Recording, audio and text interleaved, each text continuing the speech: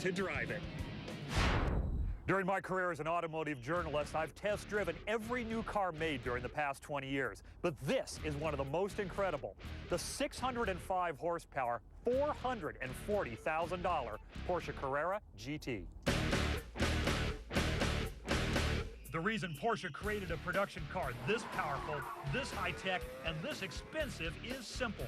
They were tired of Italian supercars taking all the credit for exotic engineering. So with more than 50 years of racing championships in their arsenal, Porsche pulled out all the stops to create the Carrera GT. Not since the days of the legendary 959 has Porsche built a street-legal production car that can top 200 miles per hour. And I'm at California Speedway to drive it. The Carrera GT uses state-of-the-art race car engineering.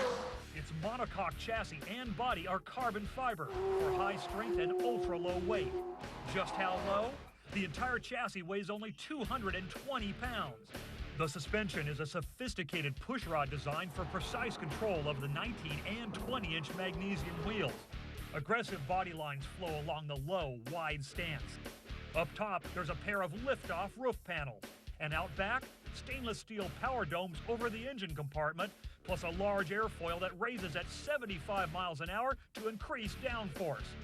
Porsche's engineers used a mid-engine design on the Carrera GT for perfect weight distribution and excellent traction. And the engine itself is a work of art. A 5.7-liter V-10 race motor cranking out 605 screaming ponies at 8,000 RPM. This is Porsche's first production V10, and even with its 12-to-1 compression and 8,400 RPM redline, it's not a temperamental beast. The 6-speed gearbox is smooth shifting, but strong enough to handle racetrack abuse thanks to a high-tech ceramic composite clutch. Okay, that's all trick. But what does a 3-time Le Mans winning Porsche race driver think? Usually when you get into a car that's in this category, the cars are very grumpy most of the time. They're sort of whine and complain if you're not doing 100 miles an hour in them. When I drove the Carrera GT, it was like this beautifully behaved car that was very happy driving around downtown Jacksonville. The faster you go, the more pushed it is into the asphalt. It's got ground effects working, it's got aerodynamics working for you, much like a race car. Enough talk. Let's go drive it. You step down to enter the cockpit and strap into racing bucket. The V10 roars to life with a bark of exhaust and revs like a superbike. Nail the throttle and you'll rampage 0 to 60 in just 3.5 seconds. Find a long straight road and you'll see 205 in top speed. Plus, the brakes are heroic, the handling immediate, the balance impeccable, and the steering spot on. The result is about as close to perfect as a car can get.